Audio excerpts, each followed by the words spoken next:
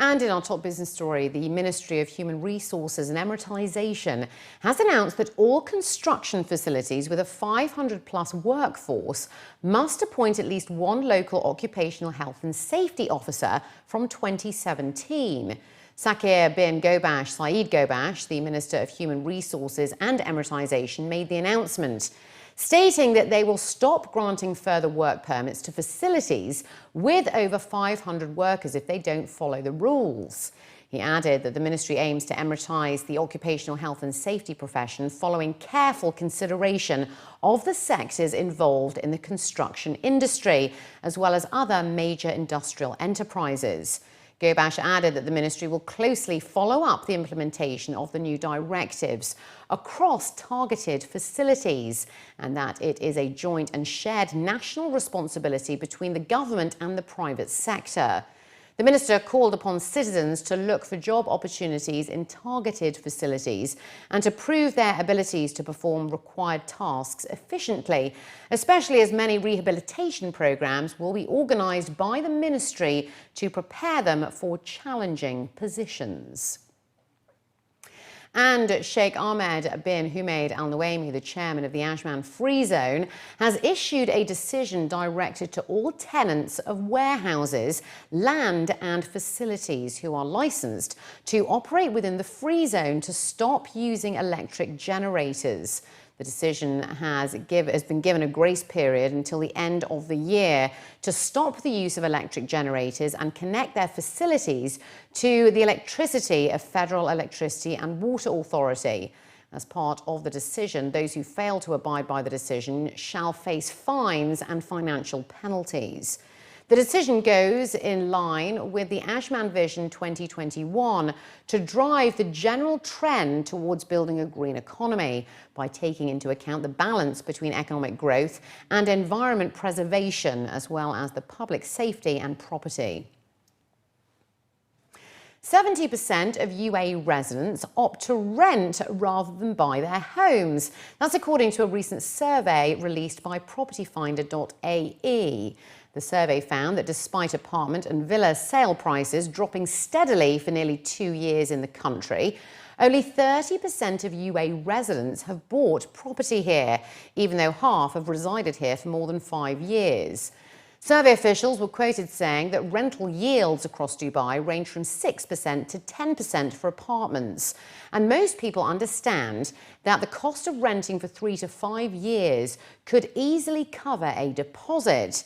But despite these figures, 70% of residents are still renting. The main reason for renting as opposed to purchasing their homes in the country, according to the survey, was affordability concerns. While 69% of those surveyed answered that prices were too high and they couldn't raise the necessary deposit, or they were unable to qualify for the loan amount required to borrow. All this at a time when the number of people staying in the country longer than planned is increasing, where 54% ended up staying longer than expected. Officials highlighted that clearly the want is there, but the high deposit requirements, the fees, the mortgage cap, and stringent lending policies are what's stopping the UAE property transaction market from maturing like its Western counterparts. The Dubai Multi-Commodity Centre has joined hands with the Dubai Civil Aviation Authority to launch a drones trading platform, the first of its kind in the UAE. According to local reports, officials from the DCAA expressed their appreciation to the DMCC for closely working with the Department of Economic Development to develop a regulatory framework for the new platform. DMCC representatives were quoted in the report saying that they continually seek to identify new opportunities and leverage emerging technologies.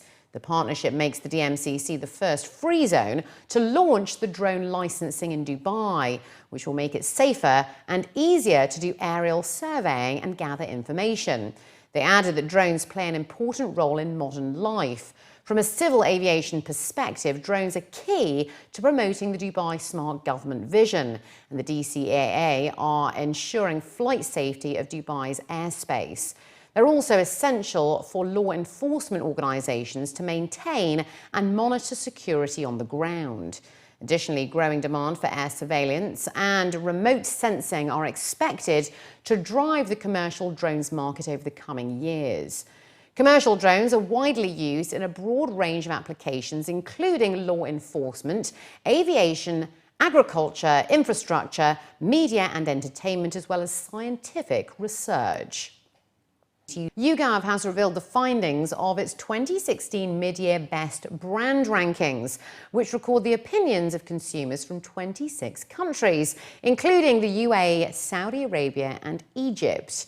According to local reports, Emirates Airlines topped the online portal's Best Brand Rankings again as the UAE's most positively perceived brand. The ranks are compiled using YouGov's brand tracker, Brand Index, which asks visitors to record anything that they've heard, positive or negative, about a brand over the previous 2 weeks through advertising, news or word of mouth. Emirates retained its top spot over 400 brands after displacing Samsung in 2015 after relaunching its Hello Tomorrow global advertising campaign.